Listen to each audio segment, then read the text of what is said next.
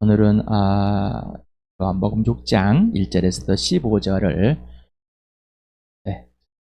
5장에 나눴던 부분을 읽어보고 마무리하고 이렇게 또 진행을 하겠습니다. 먼저 읽겠습니다. 시작.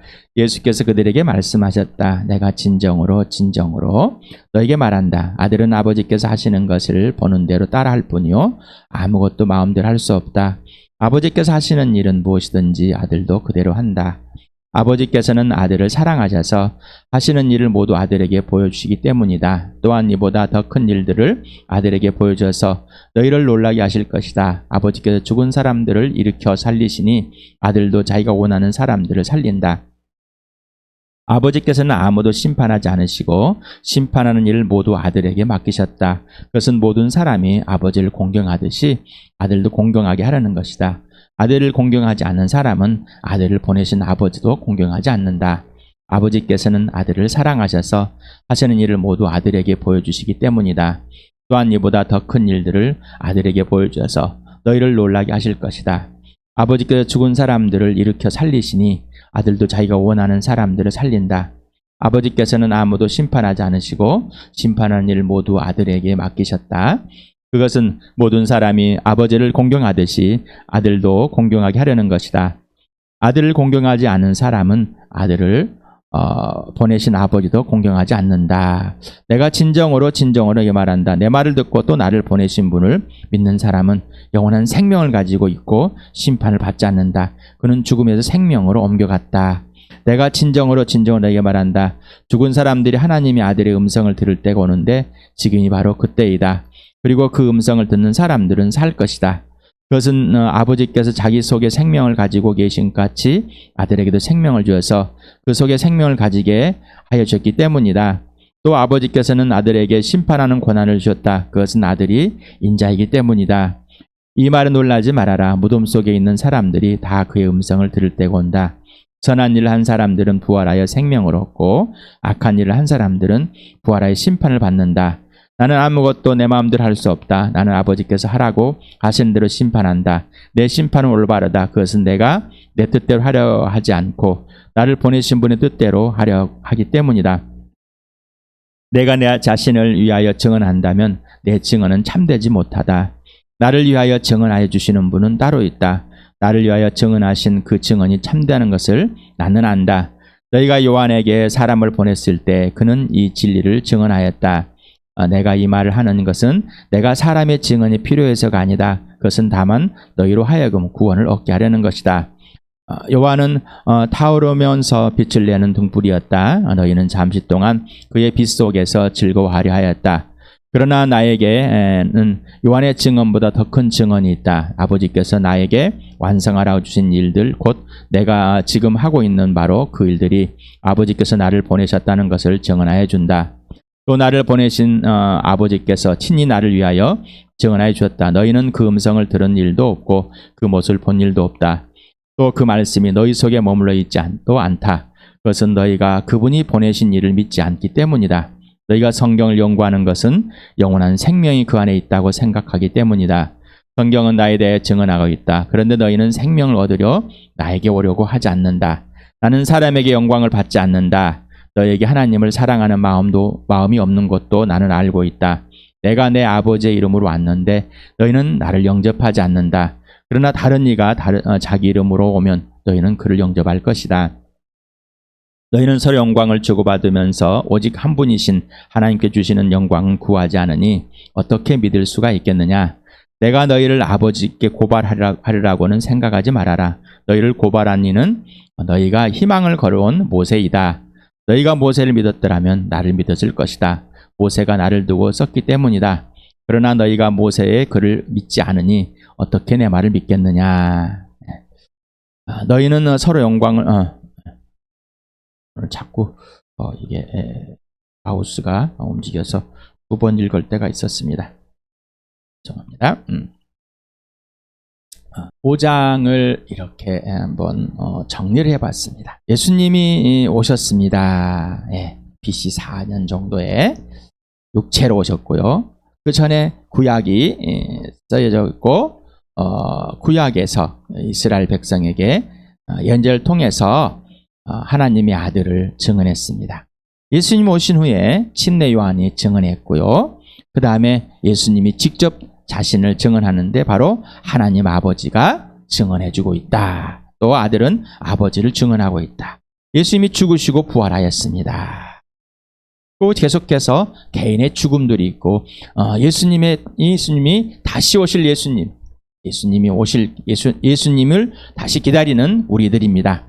자, 그리고 사도 요한이 80년에서 95년 사이에 이 책을 썼습니다. 요한복음을. 예수님이 오시기 전에 그 아들을 믿었는가? 오시고 나서 또 아들을 믿었는가? 아들은 계속 증언이 됐는데 이 교회가 시작되면서 또 그 아들을 선포하는데 예수님의 죽으심과 부활로 그 아들을 계속 선포하고 왔는데 사도 요한이 있을 당시에도 이 교회가 무너져 가고 있었다. 그래서 하나님의 아들은 사람으로 왔고 하나님의 아들은 아버지가 하라는 대로 하고 아버지가 증언해주고 아버지가 증명해주는 바로 그 하나님의 아들이다. 또 아들은 아버지를 증명한다. 증언하러 왔다. 지금 이 당시 교회가 세워지고 50년에서 60년이 지났지만 교회가 튼튼히 자라는 것이 아니라 오히려 교회가 무너져가는 이 모습을 보고 사도 요한은 외칩니다. 성령은 사도 요한할 때 마지막 부분에 외칩니다. 하나님의 아들 누구인지, 그리고 내가 누구인지, 하나님의 살아계심과 예수 그리스도가 하나님의 아들 되심을, 성령이 그 아들을 증언하고 있음을 분명하게 말하고자 온 세상에 있는 교회들에게 이 편지를 쓴 것 같습니다.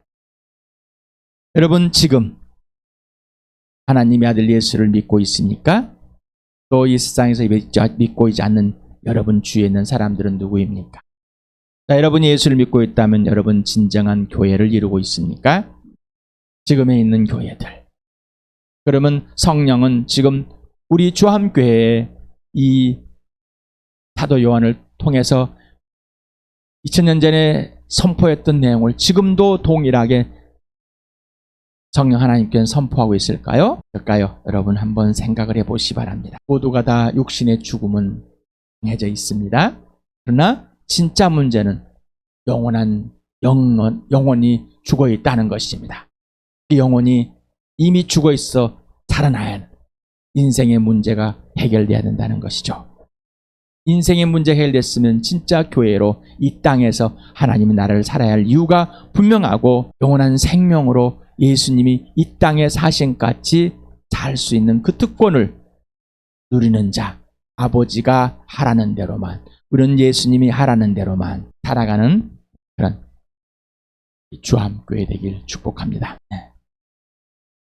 오늘도 예수님의 죽으심과 부활로 하나님의 살아계심과 존재하심과 예수님 살아계심과 성령이 살아계심을, 그리고 내가 누구인지, 내가 왜 존재해야 되는지, 그리고 나의 존재의 가치가 얼마나 큰지, 내가 어떤 상태에서 어떤 상태로 돼야 되는지, 어디서 와서 어디로 가야 되는지, 땅에서 와서 땅으로 가는 존재, 하나님과 아무 이유 상관없이 그냥 지옥으로 가는 존재가 아니라 하나님과의 관계 회복이 되어서 오직 예수님만 주인 되고 왕이 되고 창조 하나님이 되는, 예수님의 구원이 되는, 진짜 예수님이 하라는 대로만 살 수 있는 그 영원한 생명을 가진 자로서 부활의 능력을 경험하고 부활을 체험하며 예수님이 살게 해주신 살으신 같이 또 살게 해준 그대로 살아가는, 곧 아버지가 하라는 대로만 살아가는 그러한 축복의 길이 열렸습니다.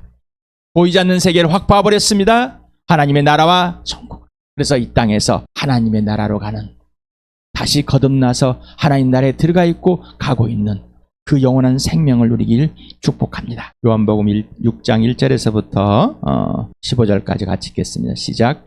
그 뒤에 예수께서 갈릴리 바다 곧 디베라 바다 건너편으로 가시니 그 무리가 예수를 따라갔다. 그것은 그들이 예수가 병자들을 고치신 표징들을 보았기 때문이다. 예수께서 산에 올라가서 자들과 함께 앉으셨다. 마침 유대 사람의 명절인 유월절이 가까운 때였다.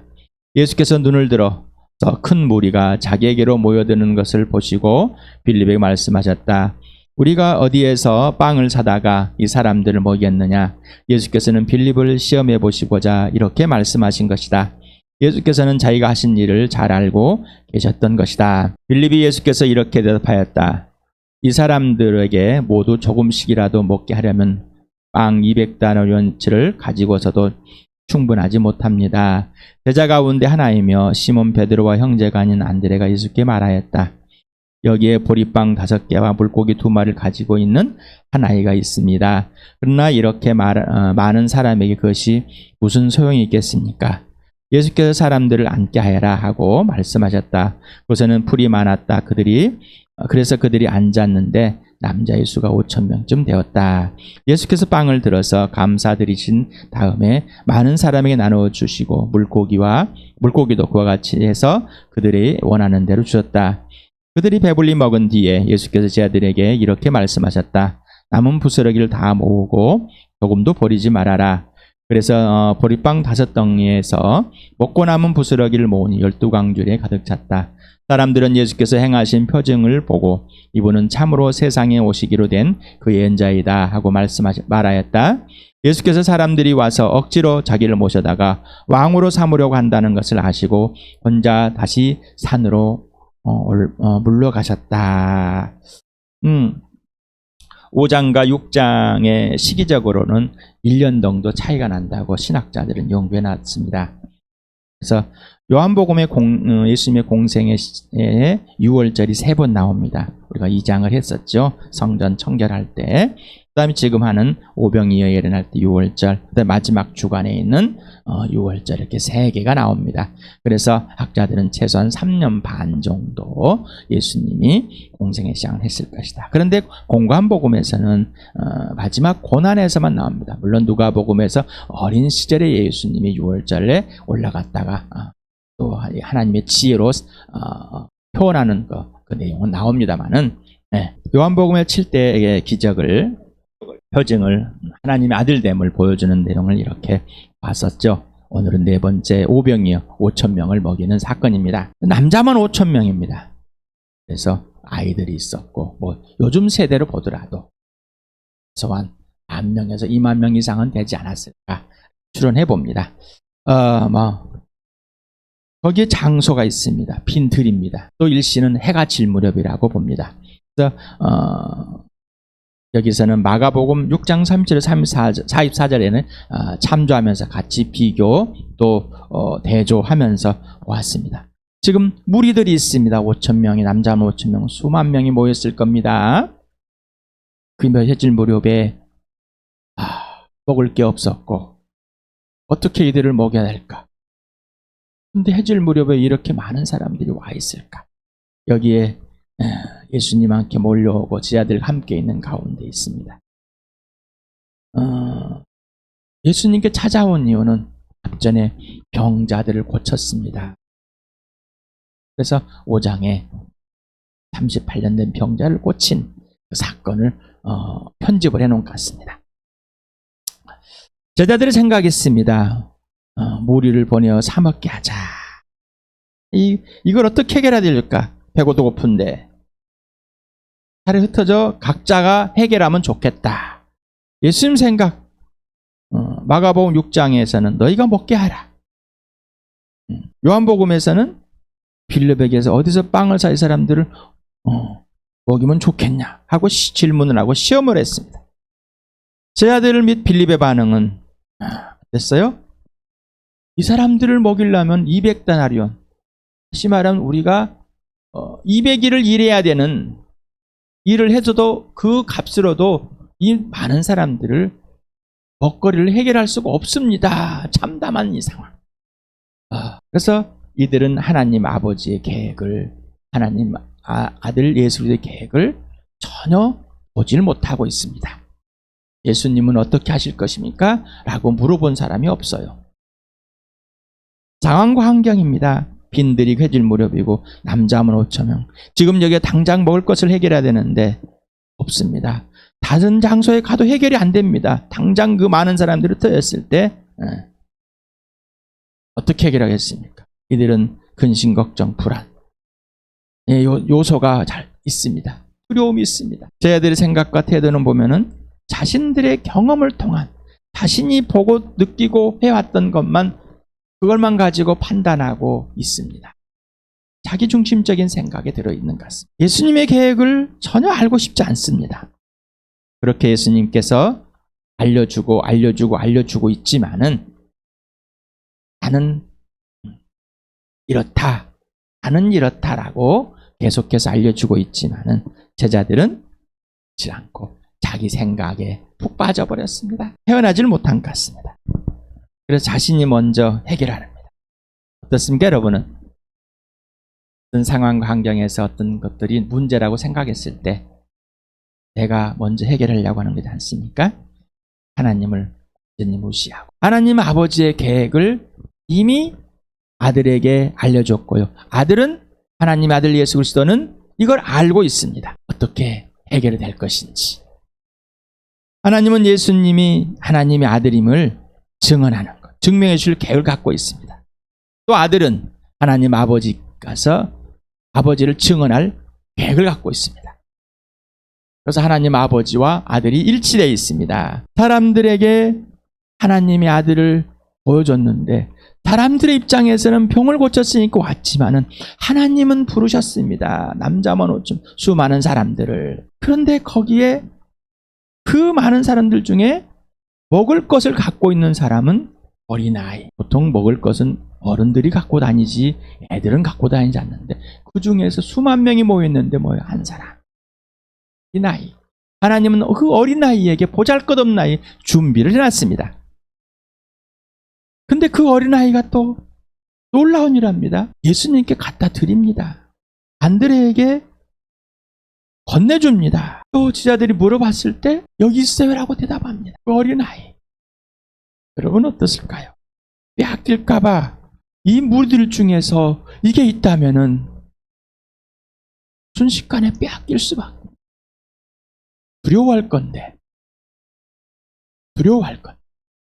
이 어린아이는 기꺼이 내놓습니다.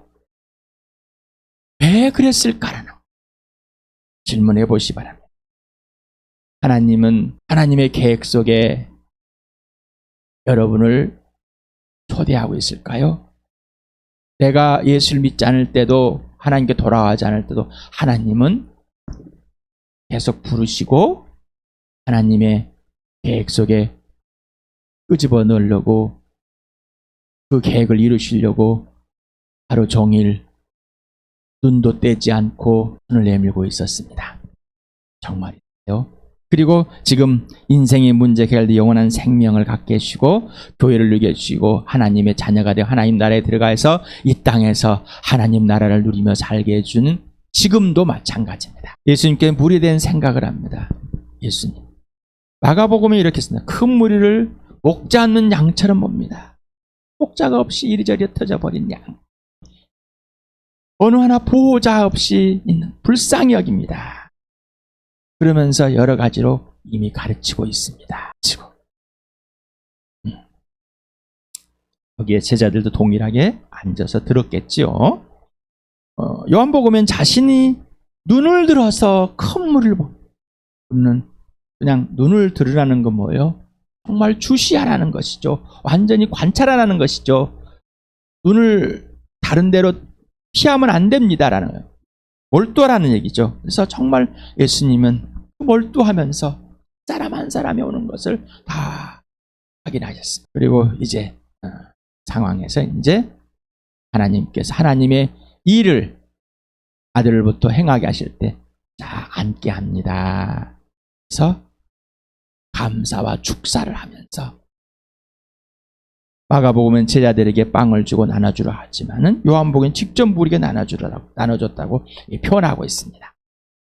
또 이걸 오해하고 있어서 예수님이 계속 얼마나 나눠줬을까. 그래서는 우리는 주변에 있는 것들 이 전달하고자 하는 중심 내용에서 피해서 자꾸 자기가 잘난 척하는 이런 생각들이 있는 것 같습니다. 저도 마찬가지입니다. 지 잘났다고 자꾸 여러 가지 질문을 해보면서 대단한 것처럼 예수님이 빵 5 덩어리와 물고기 2마리를 가지고 먹이시는데 직접 손수 참여해 줬다는 것이죠. 이게 중요한 거죠. 수만 명에게 할 일이 나눠줬다는 게 중요한 게 아니라 제자들과 함께, 그들과 함께 이 하나님의 일을 보여줬다는 거예요. 중요한 것입니다. 마가복음에서는 남은 빵과 물고기 12바구니라고 그냥 표현했지만, 요한복음에서는 남은 조각을 버릴 것 없이 버리지 말고 다 하나하나 거두라고 말씀하십니다. 우리는 풍족하고 또 배부르고 남으니까. 그런데 하나님의 것입니다. 아주 귀하게 여깁니다. 여러분 어떻습니까? 쪼자는 것하고 귀하게 하나님께서 주신 것을 귀하게 여긴 것하고 다릅니다. 아버지를 공경하는 자, 아들을 공경하는 자, 아들을 공경하는 자는 아버지를 공경하는 자. 여러분 꼭 찬게 여기지 마시고 하나님께서 주신 모든 것들을 귀하게 하시길 바랍니다. 성령이 지시하는 대로 꼭 행하시길 바랍니다. 그래서 또 막 이 쓰레기 잡동사니들 다 집에다 모아놓고 살아는, 완전히 또 다 버리라는 것은 아닙니다. 성령에 의해서 예수님이 하라는 대로만 하시길 바랍니다. 자, 오병이의 표적을 본 무리들의 반응, 요한복음에서는 이 반응을 써놨습니다. 예수님을 세상에 오실 약속의 선지자, 예언자로 알았습니다. 자, 이 오병이어를 보고 무리들이 놀라운 일을 보고 나서, 와, 그 약속의 선지자이구나, 그 약속의 예언자구나, 맞습니다. 그런데 이들이 돌변합니다. 맞는데 자기들이 원하는 왕이 되달라고.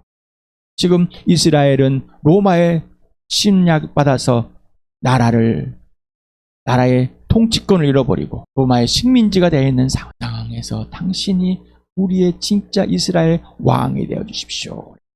자, 여기에 있는 수만 명들이 모여서 왕으로 세웠다면은, 요즘 같으면 어때요? 놀라운 이 일들이 일어나겠지 않습니까? 예수님이 막 이적을 팍팍 그래서 사람들이 모아서 이스라엘 나라를 회복할 수 있는, 다시 주권을 찾을 수 있는 좋은 기회인데 예수님은 왜 안 하셨을까? 자, 그 예언자가 신명기 18장에 나오는 이야기입니다. 15절과 18절 같이 읽어봅시다. 시작. 주 당신들의 하나님은 당신들의 동족 가운데서 나와 같은 예언자 한 사람을 일으켜 세워주실 것이니 당신들은 그의 말을 들어야 합니다. 나는 그들의 동족 가운데서 너와 같은 예언자 한 사람을 일으켜 세워 나의 말을 그의 입에 담아줄 것이다.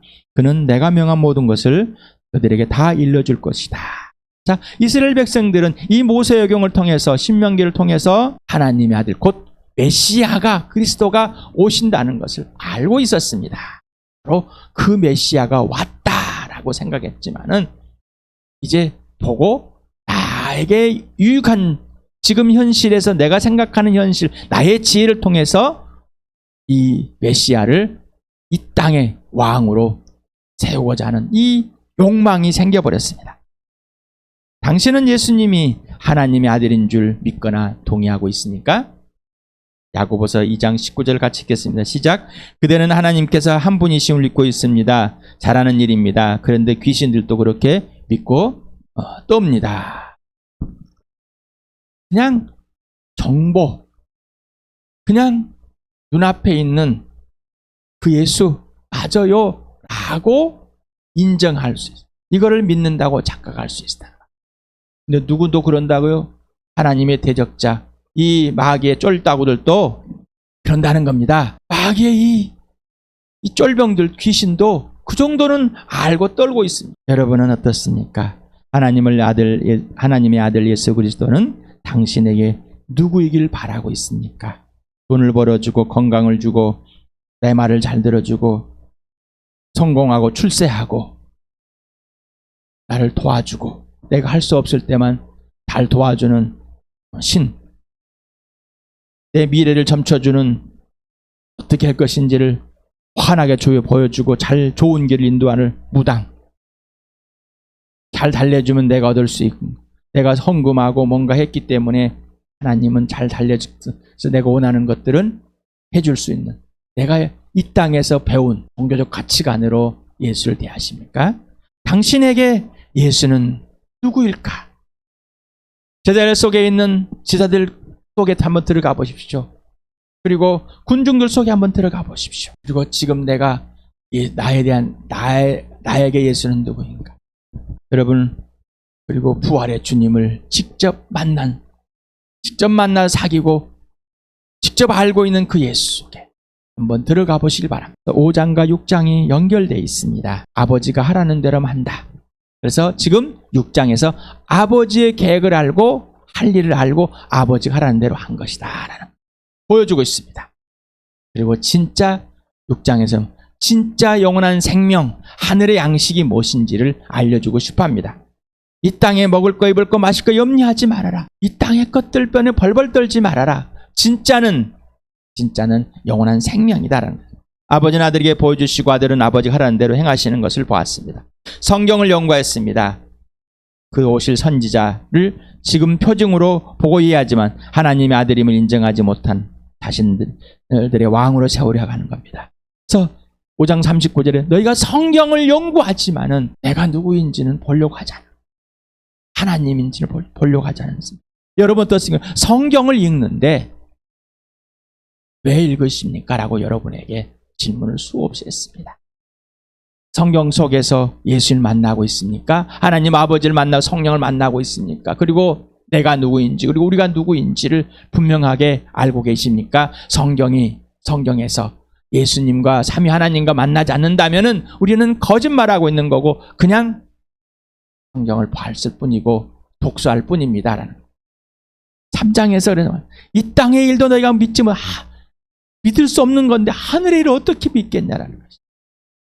자, 이 땅에서 있는 것이 어떤 피로들이 진짜인지를 모르는데 하늘의 필요가 무엇인지 너희가 알 수 있냐. 예수님이 죽으시고 부활하여서 나의 인생의 문제가 무엇인지 내가 누구인지 내 존재와 가치를 분명히 알려주고 내가 어디 와서 어디서 어디로 가야 되는지를 분명히 알려주셨습니다.